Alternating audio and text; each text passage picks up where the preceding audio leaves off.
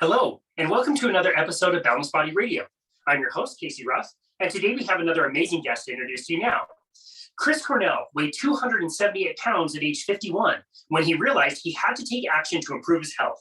After reading Why We Get Fat by Gary Taubes, he started to understand the benefits of a low carbohydrate diet, and he got down to a normal weight for the first time in his adult life. Now at age 56, Cornell has maintained an 80-pound weight loss for the better part of 2.5 years. Chris is also a cancer survivor whose experiences before, during, and after treatment have given him a changed perspective on life. Cornell is a writer, photographer, and marketing consultant, and is the VP of digital marketing at Wow Production Services based in New Rochelle, New York. He has successfully managed public relations, social media, and digital marketing activities for a wide range of clients, including films, advocacy organizations, and medical practices, among others. He particularly enjoys helping spread the word about low carbohydrate because of his firsthand knowledge of how it can help reverse obesity and improve health. Chris Cornell, what an absolute honor it is to welcome you to Boundless Body Radio. Well, thank you very much for inviting me. I really enjoy your podcast, and it's an honor to be asked on your show. Well, thank you very much. That's very kind of you. For the people that are listening and are not watching, they're not able to see you. They might find it hard to believe that at one point you were 278 pounds. You look great. Well, thank you. Yeah, it's been a fun journey. One that was long overdue, I would say. For decades, I struggled on and off with weight gain and weight loss, and it was just revolutionized my life when I learned how to control my weight, and that's led to a whole domino sequence of events that have helped me in other areas as well. Yeah, that's amazing. Do most people just think you found a time travel machine and just like went backwards, reverse aging? I don't know. It's interesting. Having found low carb and having found a way to improve my health and my appearance and my quality of life, I've also come in contact with a lot of other people who have experienced some of the same benefits. So hanging out in this group of people, I'm not such an anomaly, actually. I know in the general population, it's not quite the same. Yeah, it definitely is not. You look at some of the people that are in our world, and like the Mark Sissons and the Brad Kearns and the Sean Bakers, all these people, who are aging, but looking like they're getting younger and younger and younger as the years go on. It's really quite remarkable, especially when you compare it to what you mentioned, the general population. That delta just keeps getting wider and wider and wider. And it's really apparent when you go out and go to the mall or the airport, like we're not doing great.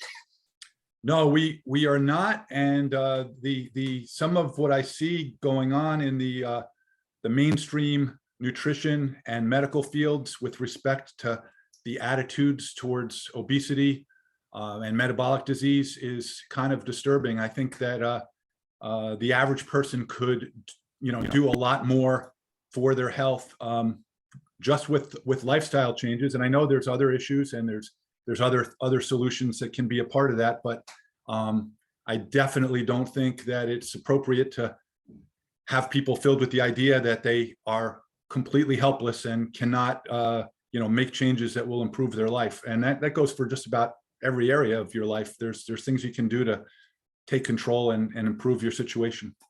Yeah, no, I totally agree. And on that note, don't you believe that it would be easier than most people think? Not that it's going to be super easy, but if people realize the simple things that they could do, that it wouldn't be as big of a pain, or the reward would be far greater than what people think it might be.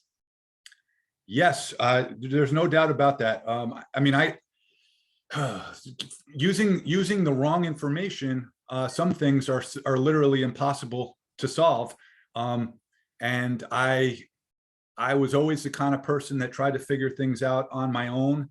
And, that worked for certain things. I learned how to replace pipes in my kitchen. I learned how to do some minor electrical work.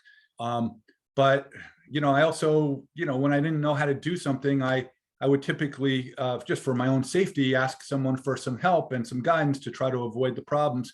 With weight loss, I was literally just following the wrong information. It's like I restrict calories and exercise more sounds great.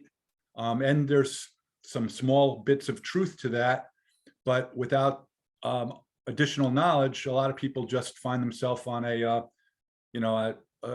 endless cycle of losing weight and gaining weight. And then when I finally one day in January of 2018 reached out to a friend who I knew had some knowledge, and I asked for a recommendation for a book, and he came back with Tobbs's Why We Get Fat.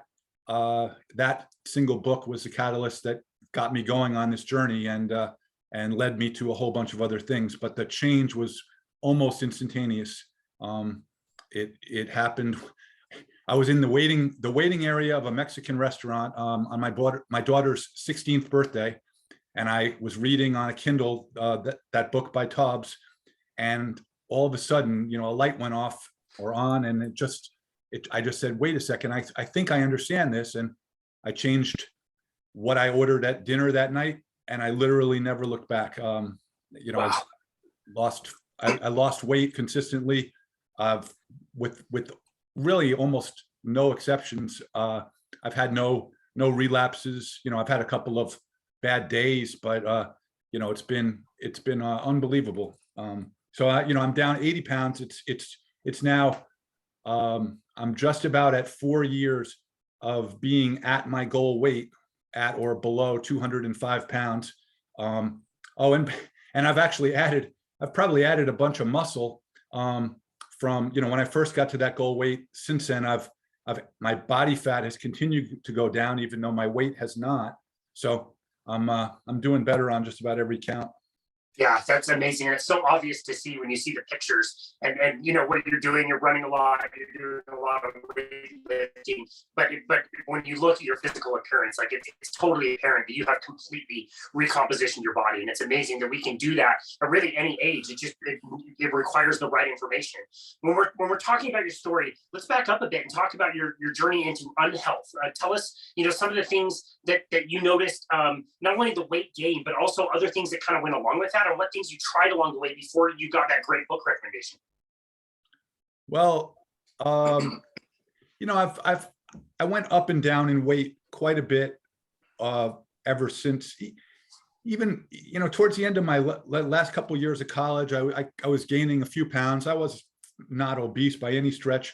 I was very active, but I was slowly gaining weight. I really never was at what they call a healthy weight.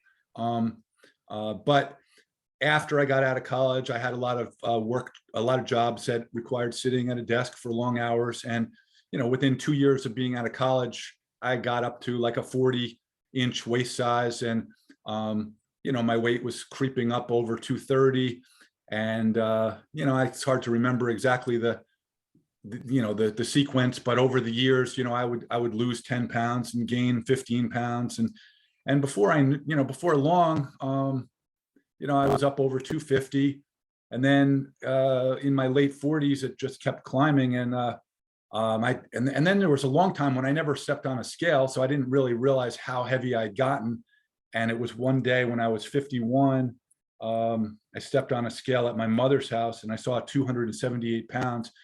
And I think it's sort of a vicious circle. You gain the weight, you become less likely to enjoy doing some of the things, the move more type of things, like hiking up a mountain or going for a run, becomes less enjoyable. So you spend more time sitting around, and certainly the diet wasn't helping me. I was eating a lot of refined carbs and other foods that are not good for your metabolism.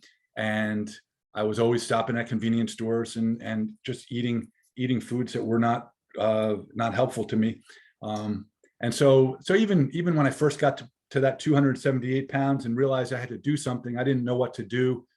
I cut out sugary drinks, and I lost like 15 pounds, but it was still a up and down thing until I found that book.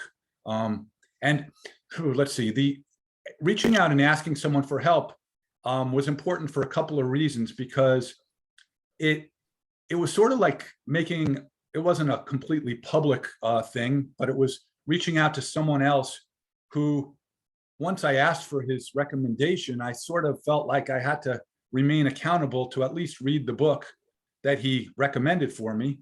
And just that alone, reading a book and giving it an honest, look into what was being talked about. There must be a reason why this guy recommended the book. He chose one book out of many for me.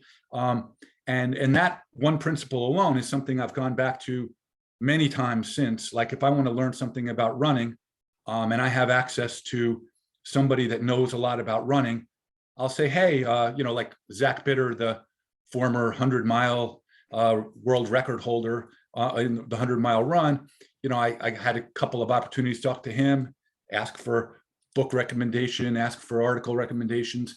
Same thing with other people like Brady Homer, who has been giving me some coaching along the way for my now half marathon training.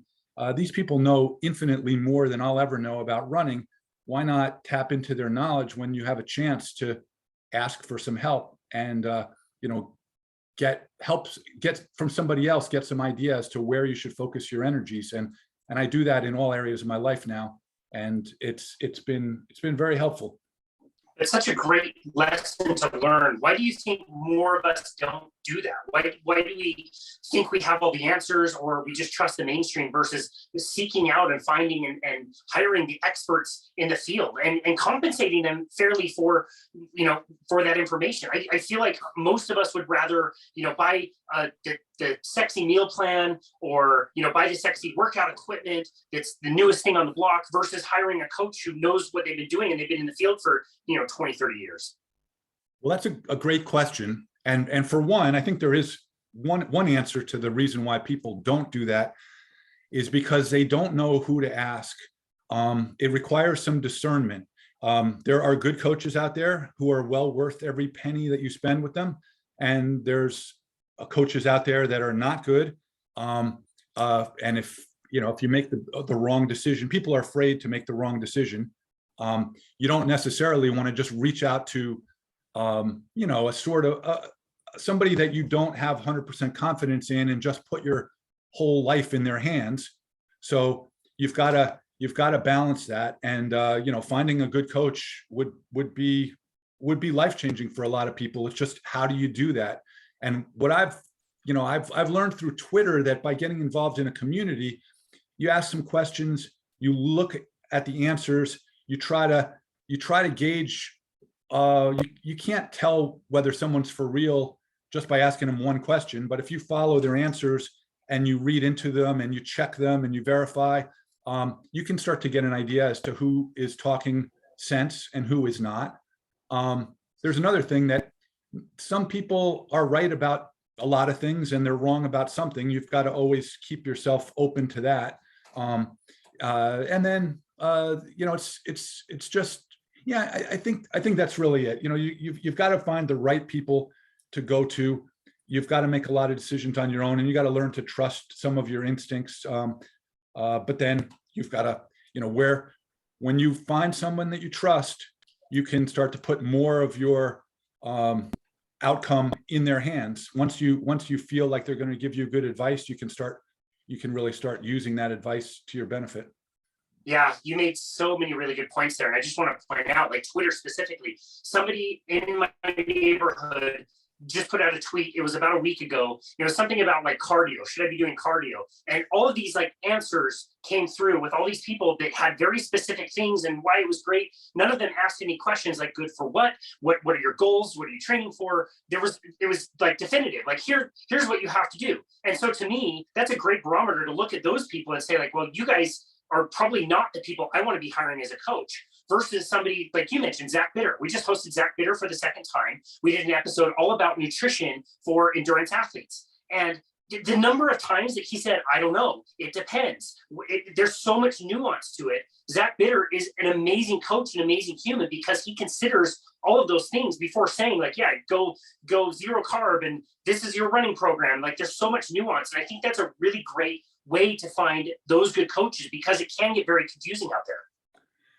Again, more excellent points. It's I had the opportunity to speak to Zach and ask him questions, and if you ask some people about can you run effectively and efficiently with a low carb diet, their first answer will be no. And then you look at somebody like Zach and you're like, well, all right, even if a low carb diet isn't optimal for every form of exercise. Here's a guy that is setting world records, he's running his 100th mile of a 100-mile race faster than I can run 1 mile. Faster than I could probably run a half a mile. I could meet up with Zach at the 99.5 mile mark, and I wouldn't be able to keep up with him to the finish if I was fresh. So the guy must know a couple of things. It's mind blowing that some people are so absolute and lack nuance. Yeah, totally. In that episode that we did with him, we talked about somebody who's in the endurance world more on the female side of things. And she would just come right out and say, you cannot do endurance sports on low carbohydrate, and women cannot do intermittent fasting. And it's like, well, you're just closing the door. There's no discussion there. If you say that can't be done, I have clients that are doing it. So first of all, it can be done. And some people might prefer that. And Zach had just a wonderful way of working around that and saying like, okay, if you choose to do this, here are some things to be mindful of.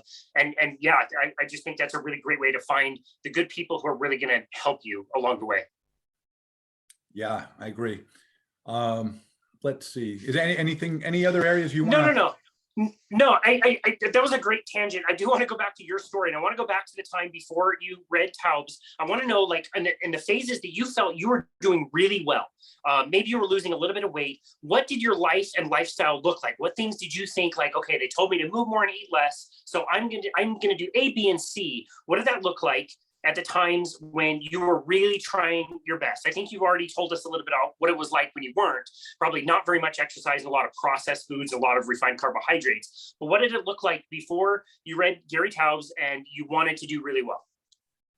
Well, when I was trying to get, I always knew the importance of exercise, and I knew that improving my weight would be helpful to me. I tried countless different versions of diets. I always had in the back of my mind that calorie restriction was the answer. And it's crazy. Like at one point I eliminated red meat from my diet for over a decade. And I never really thought about, I just did it. I didn't read far enough into it. I saw people saying, okay, you can help your health by cutting out red meat. And later on in life, I at one point I was diagnosed with an extreme B12 deficiency. I hadn't realized that would become a problem. Let's see. I experimented cutting. I eliminated almost all fat from my diet at certain points. A lot of these things, I didn't really know where to go for the information. So, I would eliminate fat. I was eating foods that probably were far from optimal. I would lose, at one point, when I was in my, I guess, late 40s, I lost over 50 pounds, and I was very pleased with myself. I was definitely getting closer to a healthy weight. I got down to about 205. But unfortunately, I was experiencing a lot of negative side effects, including feeling cold, losing muscle mass, having a loss of energy, feeling weak. I was not as strong or healthy as I should have been. And I also had this feeling of complete not being in control. Like I was hungry all the time. I was having cravings. I basically, when I got down to 205 at that point, somewhere close to it was somewhere in my late 40s, I ordered some new pants in size, I think it was size 34 waist. And I managed to probably wear each of these two pairs of pants like twice before I started gaining the weight back, and they didn't fit anymore.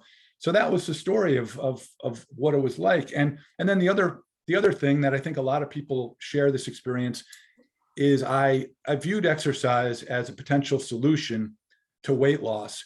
And I would exercise with the idea that it was helping me lose weight. And what I've learned is that that's a good way of making exercise. You start to view exercise as some sort of punishment. for your obesity, and that exercise is going to like unlock this problem that you have. But if you're not eating the right foods and you have hunger and cravings, it's just temporary, or it's endless. Like yes, you can burn off 2,000 calories by running like 10 miles. And okay, that's 10 miles. That takes, like, for somebody who's overweight, that's going to take a couple of hours. And you could eat a bag of donuts that would just about erase all those gains in no time. So it just doesn't necessarily work. And like coming back to where I am today, I'm now at a healthy weight. I have a good body composition. I'm strong. I have energy. And when I go out for a run, I literally enjoy the run. I go out 3 times a week. I leave a day off in between. Sometimes there's 2 days, and I look forward to my next run. I never think about a run as punishment. I think of a run as, I usually go running with my wife or a friend, and I look at exercise as a reward. And once you start looking at it as a fun thing, a thing that you can do with someone else, a thing that is my wife and I both talk, whenever we go out for a run, it's like we can feel our heads clear. Before we get to the first mile mark, it's like, oh, it was a stressful day.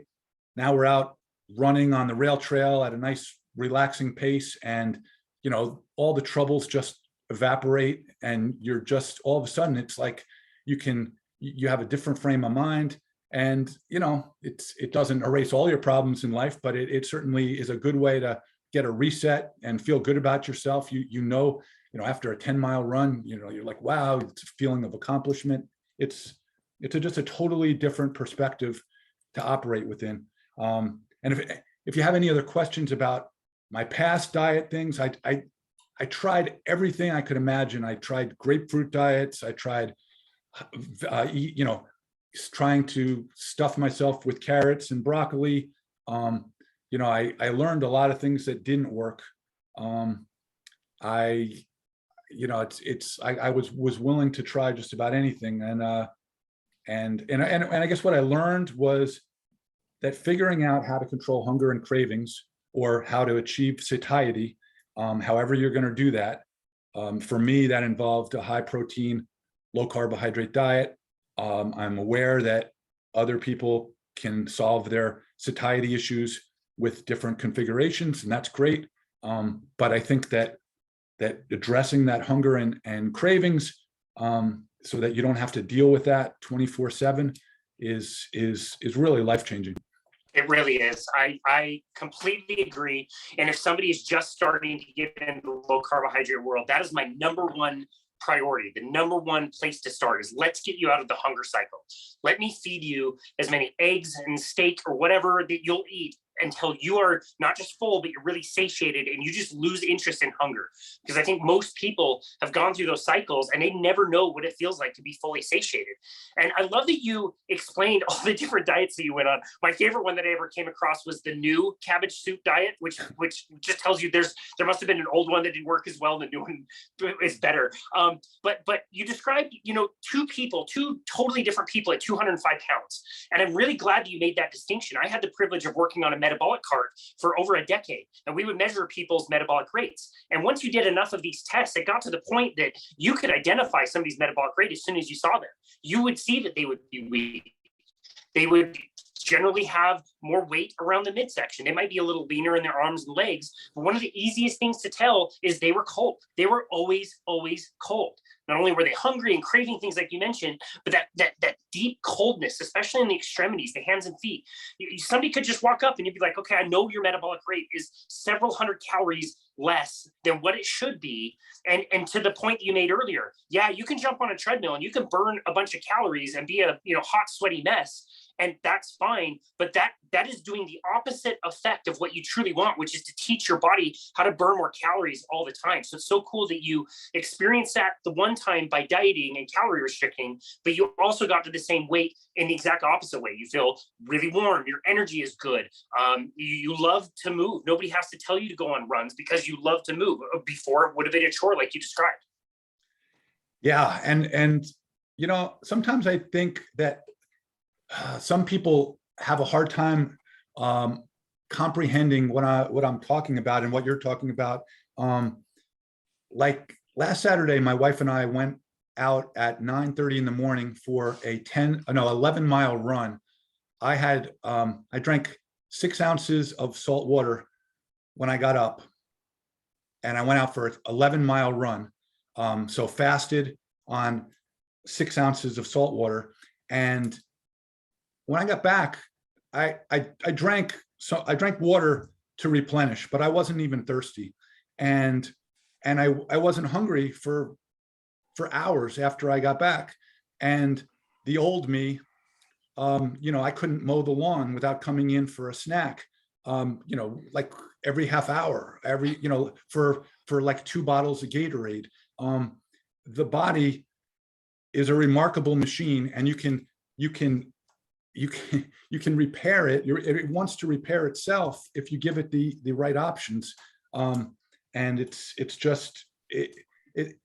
made me aware of all of the things that I haven't yet tapped into, like the idea of me running 11 miles a few years ago would have been absolutely outlandish, preposterous. And now not only do I do it, but I have fun when I'm doing it. It's beyond my comprehension. I mean, it's like, I thank a lot of the people like Zach and like Brady Holmer who have given me insight and advice on how to do it. But part of it is just, getting yourself to a healthy state where you can do that kind of thing, where you don't have these limiters that prevent you from expending energy and being an efficient machine. Yeah, I totally agree. I agree with all that. I think the human body is so good at doing that repair. And yeah, the ability to thrive without so many external outputs. The bike rides I used to go on with all the calories I had to pack. Now I don't even take a water bottle with me, same as you. It could be 100 degrees outside. You don't need it nearly as much, which is amazing. I want to go back to you reading Gary Taubes and some of the concepts that really like blew your mind. Do you remember some of the things that you were learning and reading about that maybe seemed like completely outlandish at first, but over time, as you described, it kind of made more sense? Well, I'll confess one thing, and that's that I'm not a scientist, as you probably are aware. And I don't, at the time especially, I didn't bog myself down too much with trying to understand the science, which may have been to my benefit. Some of the things that he explained some things in a convincing way, that by eliminating refined carbohydrates and a large percentage of your carbohydrates overall, that your body would it would stop the cycle of demanding more. And he explained, he talked about satiety, and I wish I could remember exactly why I believed it, but I got to this point where I just, maybe it was a little bit out of desperation. I was like, you know what? I've tried diets by vegans. I've tried diets by, different plant-based doctors. I've never tried this one before. Oh, by the way, I had a good friend recommend the Atkins diet about 11 years earlier, and I dismissed it out of hand as ridiculous. And I was remembering that, and I was like, maybe Jim had a point there with that Atkins diet. So I just got to this point where I was like, you know what, I'm going to believe that this diet is going to work. And I think that's also important. I mean, obviously, if you believe in something that doesn't work, it probably won't work. But if you try to do a diet and you don't believe it, you probably are also going to shortchange yourself. So it's something about what he said made sense. I did understand, I had a real bad craving for refined carbs, candy, sugar. I never had a real intense craving for fats. And I think, some people have a different makeup or whatever, their cravings are different. But for me, I could eat all of the fat-free candies, pretzels, which basically have no fat, bread. A lot of the breads that I ate had 0 fat. I could eat bread without butter. I could eat, totally a low-fat diet and still gain weight because, that's just the way I was. So anyway, I don't know if I answered your question properly, but the idea that by getting rid of the carbs would allow me to fill up with things that would provide better satiety. I've since, also, I guess because I was never an addict to fat early on in the diet, I never went like whole hog keto. I never started adding butter to my coffee. I never went super high fat, which, and I heard, some of the doctors like with Ted Naiman and Dr. Trokalajian, and several others, talked about the fact that you could overdo fat and that just eating fat and protein wouldn't necessarily be the solution for everybody. So I think, and I just never had I was never prone to overeating fat. So eating the protein and the carb and protein and the more moderate fat provided excellent satiety for me. Yeah, that's awesome. It's funny, as you were saying, like, why you decided to try this. I'm thinking about George Costanza doing the opposite. Like, everything in his life wasn't working out so great. So he just decides to try the opposite for the hell of it, and everything works. I think a lot of people have tried, following that standard advice, and it never worked for them. And this is at least an alternative. It's at least something different that you maybe haven't heard of that could provide benefit. And so in that sense, I think it's alluring for people to be able to try to hopefully move the needle. Knowing your story, knowing how you lost the weight, you did it in a very moderate way. You didn't go, like you said, full keto or 0 carbohydrate or carnivore. Can you talk about the benefit of pacing yourself really well? Like, once you started seeing the benefits of going low carbohydrate, you decided to be that more moderate. What do you think was the benefit of that? Well, very early on, within a week or two of starting the diet, and I started feeling like I was losing weight slowly, but I also felt an incredible sense of control and confidence. And probably within a month, I was like, you know what? I am in no rush.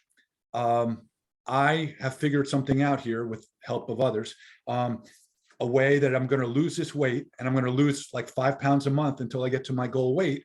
That right there is a mindset that I've sort of adopted for everything, to my benefit now, with running, with weightlifting, with other areas of life. Like, if you can figure out a way to gain 5% improvement each month, or even if it's 1% improvement each month, if you keep doing that, eventually you're going to get to your goal.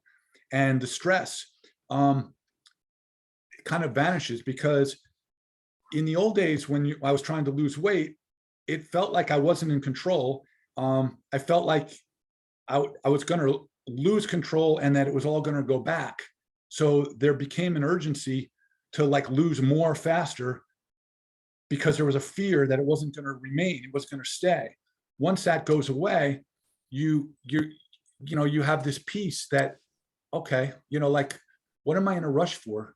Like with my running, I'm trying to get ready for a half marathon in October, and it's only June or July, and I ran 11 miles last week. I'm gonna be there. I'm gonna make it's gonna work. There's no doubt in my mind. I don't need to run 15 miles tomorrow. I just have to be ready for my half marathon. So it's like just a little bit of improvement. So anyway, I wanted to touch on one thing that I learned kind of early on with respect to the moderation and the kind of getting a sense of control over what I was doing. I noticed as I started having success that people would ask me, "What are you doing?" And I realized, and a lot of this was on Twitter, I realized that in order to answer their question, I would always have to stop and think about what actually I was doing. And I would sometimes, sort of write a long like a couple of tweets explaining what I was doing. And I realized that I was going through this process over and over again. And sometimes my answers would be a little different than the previous time. And all of a sudden I was like, you know what, I should be able to summarize what I do like on an index card. And I actually did that. I made a list of my rules, and I told myself that this is an ongoing set of rules, but that at any given time, I could literally just pull this card out of my wallet and look at it, five bullet points, and tell anybody what I'm doing. But I also, at the same time, know for myself, like I have a way of holding myself accountable. And so basically the rules I set up for my nutrition were: I don't eat after 9 p.m. I don't eat before noon. I eat more than 200 grams of protein per day. I eat between 50 and 90 grams of carbs per day. And I avoid most added sugar, seed oils, and grains. Those are basically 5 bullet points. And then I added 1/6 bullet point later on. It just said, I keep a supply of protein-rich, highly satiating foods available at all times. And that's it. That's my whole plan in a nutshell. And I look at it at least every week or so just to say, am I still on the plan? Am I doing it properly? And is there any adjustments that need to be made? And I really haven't had to adjust it much in quite some time, but I'm always open to the idea of making an adjustment. And other people have, over the last couple of years that I've been sharing this, a lot of people have made their own rules, some of them modeling it after mine, but I've been very impressed with the creativity that I've seen. I always tell people, don't follow my rules, but you should be able to articulate what are your rules. And then my basic thought on the rules is either they're going to work, or if they don't work, it's going to be because of one of two problems. And one is you're not following them. And two is there's something wrong with them. And so if you're not following them, that's an easy fix. If there's a reason why you can't follow them, then you're going to have to adjust them, but maybe you're just not sticking with the plan. If you want to succeed, you got to stick with the plan. And then if there's something about the rules that aren't working, fix them. Yeah, I love that. I'm so glad you brought that up. That was something I was going to ask you about in your rules. And so when you're helping other people, do you use those rules as like a starting point for somebody? Obviously, they can kind of calibrate it and change things themselves. But do you believe that would be a good starting place for most people? Well, first of all, I don't give advice. My work is in digital marketing and consulting, and I just like helping people. So I always try to make it clear that those are my rules. I will say that the intermittent fasting, or the time restricted eating, not eating after 9 and not eating before noon, is something that I didn't really discover that until I was about, I think, like 6 months into this. I discovered that I just naturally was no longer hungry in the morning when I woke up after eating a protein-rich dinner the night before. So I personally would not start with fasting as the first lever, but it's a very useful lever for a lot of people once they're eating right. And I'm not an expert on fasting beyond what I know works for me. So I would say try to work on getting your diet dialed in, and then see if perhaps leaving a window provides some benefit to you. I mean, I get criticized a lot by people who tell me fasting is not optimal for resistance training, or fasting is not optimal for running. And my response is more like, time restricted eating is optimal for me to maintain my 80-pound weight loss. And my 80-pound weight loss is extremely beneficial for my running program.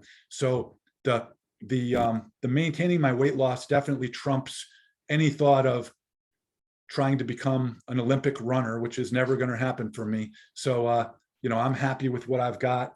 And that comes back to the whole concept of nuance. I mean, like, I'm not concerned with, hitting some sort of, I do a lot of resistance training. I can still at age 58 bench press 300 pounds. I can do 14 or 15 pull-ups, things that I feel really good about, but I'm not ever going to compete in a powerlifting contest. And I'm not going to compete. I enjoy running in road races, but I'm competing with only one person, and that's myself. Yeah, I love that perspective. And I will agree with you 100%. Being in the fasted state seems like it would be really catabolic to muscle tissue. It seems like you'd be really weak when you go into the gym to lift weights. It also seems like you would have no energy when you're doing endurance sport. And I have found across the board that is 100% not true. Some of the best lifts I've ever seen my clients do have been in the fasted state, and some of them days long fasted, coming into the gym and PRing a 300-pound deadlift. I've seen it. And it's really remarkable, like we talked about earlier, when you are allowing your body to do what it just can do naturally. And it's almost as if you get the food, now you're in that kind of parasympathetic state. So you want to like rest and chill out and relax. Where if you're hungry, it's like you're on the hunt. You're going to have better energy. You're going to be able to do those things unless you are so addicted to carbohydrates that then becomes your fuel source. And now you have to choose a different strategy. And now you got to be fueling yourself up for these runs with all the goos and the Gatorades and the shot blocks and all the stuff that, we used to have to do a 50, 60 mile bike ride or whatever. An 11-mile run is a great example. You just simply don't need that when the body has access to its own stored fat. And I love the way you talked about fasting. Two things that really stood out. One is you wouldn't lead with it. And the second is this will happen naturally if you give it enough time, if you keep eating this way.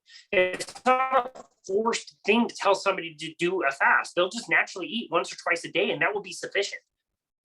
Yes, I agree. And I think the part of the thing with the fasting for me is I know that if I ate a big breakfast, it would not destroy me. If I have a social reason to have breakfast with a client, I'll have a good, healthy, protein-rich breakfast, and I'll just skip lunch. No problem. But what it does for me is it puts some boundaries around food. It makes my life simpler because, if I'm making myself a big breakfast, now I've eaten a meal. I'm probably going to start thinking about food again at lunchtime anyway. And then, then I run the risk of just sort of creeping back to my old habits. I know from experience that, well, first of all, I know at dinner time, I eat because I know that's going to set me up for the next day. If in the old days, I lacked discipline, and if I wasn't hungry for some reason, and usually I was, but I would sometimes, skip a meal, go to sleep if I was tired, wake up the next morning or in the middle of the night and get a snack. And then you have no like sort of structure to your life. By not even thinking about food until afternoon, there's just some structure. And I basically eat 2 meals a day. I don't completely avoid, I guess, something in between. But if I do eat something between lunch and dinner, it's going to be, like a very protein-rich snack, and maybe hard-boiled egg, or maybe I have a weekly email. My biggest comeback email, and one of my sponsors is Simply Snackin', which makes beef and chicken snacks. And that's one of my favorite things for that between meal thing. It's like, very high protein, low fat, and easy to take anywhere. But I'll also bring like a little baggie with maybe some leftover steak or some leftover chicken or a couple of hard-boiled eggs in a cold pack. And, if I'm out on the run or on the road or something like that, just avoid getting in situations where you get hungry. I went for a run a month or so ago, and I hadn't eaten, and I ended up going to this graduation party where they had nothing food-wise except for one thing, and that was a pizza truck. And they had laid out on a table like 15 or 20 different types of pizza. And my plan was to just not eat during this party. And all of a sudden I lost my self-control, and I ended up having 13 pieces of pizza. That's amazing. I went crazy. I couldn't stop. And fortunately, the next day I got back on track. But it was damn good pizza, and I try to avoid letting myself get into situations like that. But every now and then, I cave. Go big, go hard in the paint. That's great. I love that. Even bad pizza is good. That's awesome. Okay, so I do want to talk a little bit about the cancer diagnosis. This is pretty unique that you got to go through that experience. And this was after you had started to change your diet. Is that correct? Yes, I had reached my goal weight in, I think, July of 2018. So we're just about 4 years ago. I discovered a lump in my neck, and I had made an appointment with my doctor. I didn't think it was something serious. Real stupid. If you ever discover a lump in your neck, I would advise you to get the first appointment possible. Get down to the doctor like today. But my appointment was for the third week of August. So I went through the summer, the rest of July and a couple weeks into August, waiting for my appointment. I thought it was like a swollen gland or something like that. And I went in for the appointment, and I thought that the doctor was going to compliment me on my huge amount of weight loss and my health.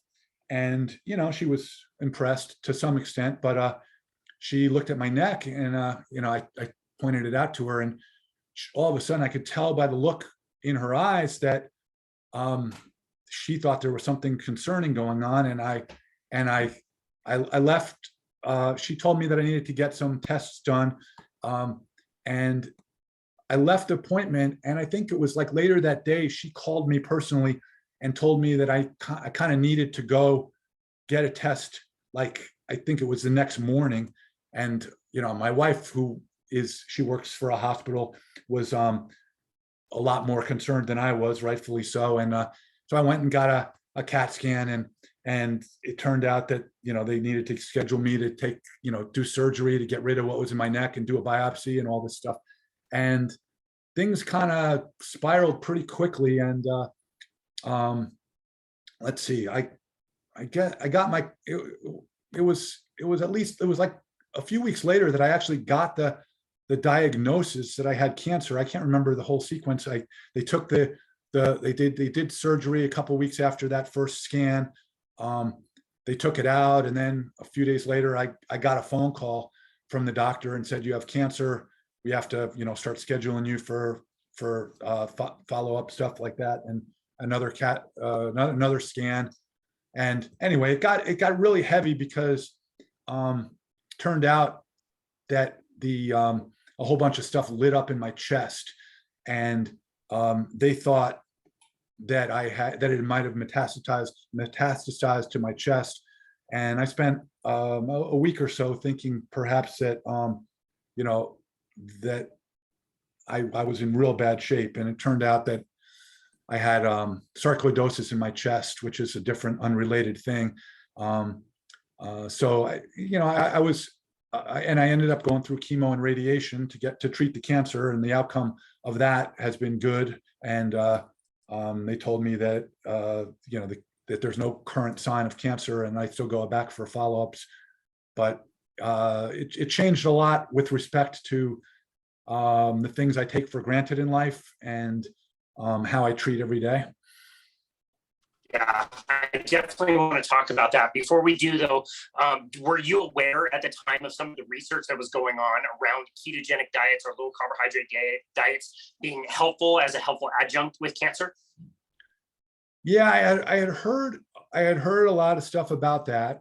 I got to be honest. Well, number one, I continued to try to eat the same way through my treatments, and a lot of people, including some doctors, have suggested that may have been a helpful addition to what I was doing with my chemo and radiation. Although I can't say that I know, how much of an effect that had, but I do think it's clearly been helpful for my overall health. And I think that the condition that I had gotten myself in prior to to the diagnosis was probably helpful in how I handled the chemotherapy and the radiation. It hit me pretty hard, the chemo and the radiation. It took a lot of toll on me. I lost a lot of strength, but I never completely stopped even going to the gym. There were, in the earlier stages, I was still going as often as I could, and even in, and within a week or so of my finishing up, I was completely dedicated to getting back all the strength I had lost.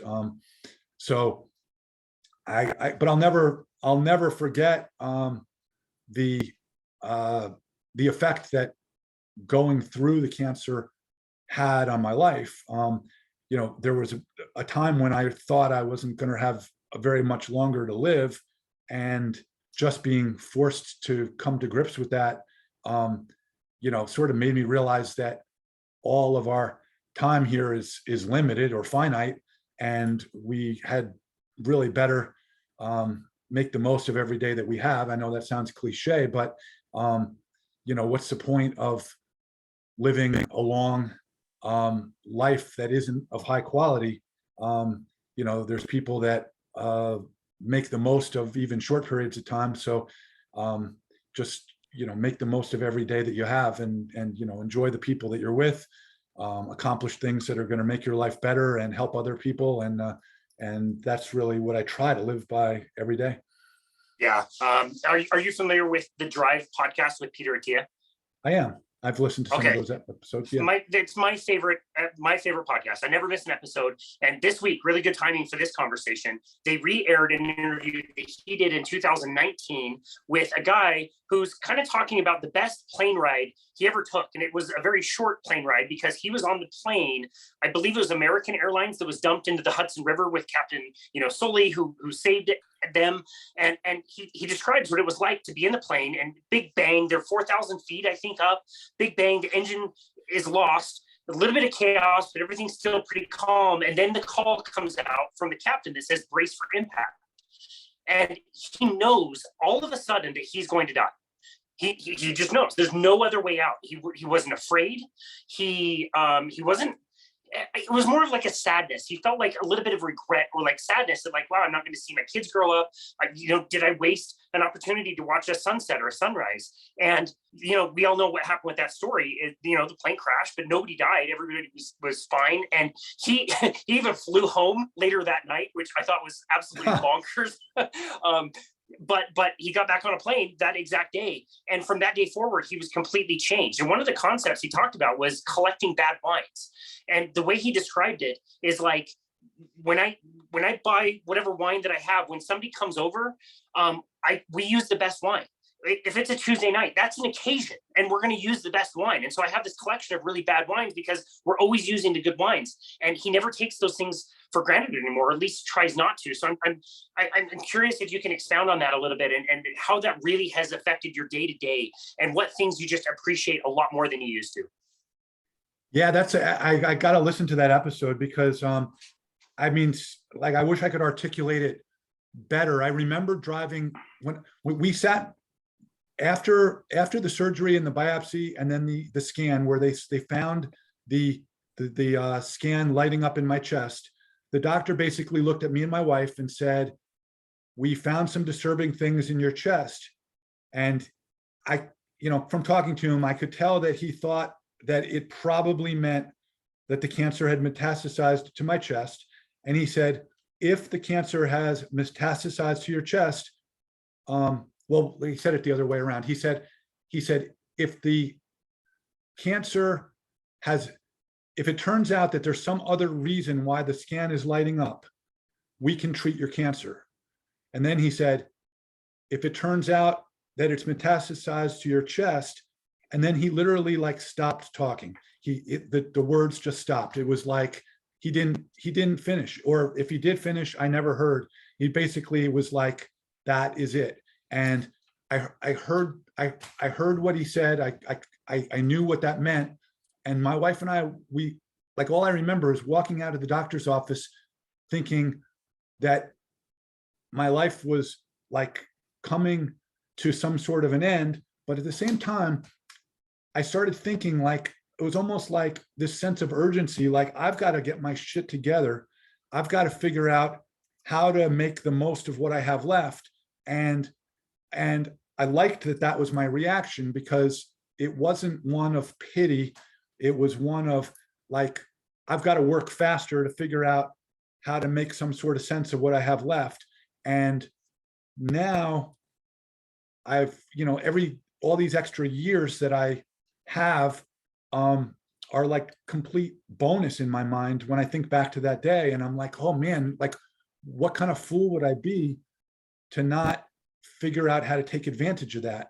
So, like there's this, and I remember, well, coming back, I think it was a Friday, and I used to love photographing high school football games, and there was a football game that night, and my first thought was like I was going to just sit around the house moping, and then I said, heck with that, I'm going to the football game and I'm going to photograph the football game. I love doing that. And I went to the football game, and I remember thinking at times, like I was taking pictures, getting some great action shots on the sideline of this football game. And then at other times between plays, like I would just completely blank out. And I was thinking about what had happened that day. And then at times the crowd would get loud, and then it would just become completely silent. And I was just like in this other world and just thinking about, anyway, but I just never, I realized that you've just got to take every day and you've got to make the most of it. And so regardless of what happens in life, I think I can relate to the plane crash story. It's like you're going to be faced with things. We're all going to come to an end at some point. Let's just make the most of it. And that's kind of the way I treat every day now. Man, dude, I absolutely love that. I don't know any other questions that I could ask to end this podcast. I think that's a wonderful message. And I just look at you and your life and the things you've learned along the way and how you were able to turn your health around, how you're able to really enjoy life and to be able to share. I mean, your weekly newsletter is such a great example of you just for no other reason. I see no other benefit that you would get other than you're just sharing information that you're learning to try to help other people. And again, if we go back to where do we find the good coaches, where do we find the people we can trust, that's very high up on my list of finding the correct people. They're the ones that are willing to share. They're the ones that are willing to ask more questions. They're the ones that are willing to say, I don't exactly have the answer, but here are the things that I've learned. And that desire to help, I think is absolutely wonderful. Chris, this has been such an amazing conversation. Where can people go to find you and connect with you and your work? The best way to find me is on Twitter, and my handle is biggest comeback. And in my bio is a link to my weekly newsletter, the Biggest Comeback newsletter. And that goes out usually every Sunday or Monday. And I've been doing it for 2 years now. And you can respond to the email. Comes right to my personal email, and I get a lot of reader feedback, and I respond to every email. So that's really the 2 ways to get in touch with me. That's awesome. I love that. We will definitely link to that in the show notes. I have had monthly newsletter on my to-do list for several months. I've been resisting it like crazy. Yesterday, I finally put episode 1 of our monthly newsletter out there, and it took a lot of work and a lot of overcoming resistance. And I felt proud to do once a month. So to do weekly, I think is absolutely awesome. And it's so cool to know that people can message you and you'll reach back out to them. That doesn't surprise me at all, knowing you. Chris Cornell, like I said, such an amazing conversation. Thank you so very much for your life lessons, and thank you for turning around and sharing that message with others in such a nice and kind way. We really appreciate that, and we appreciate you and the time you took to be on our show today. Thank you. It was an honor to be on your show, and very good to talk to you. Absolutely. It was an honor to host you. And this has been another episode of Boundless Body Radio.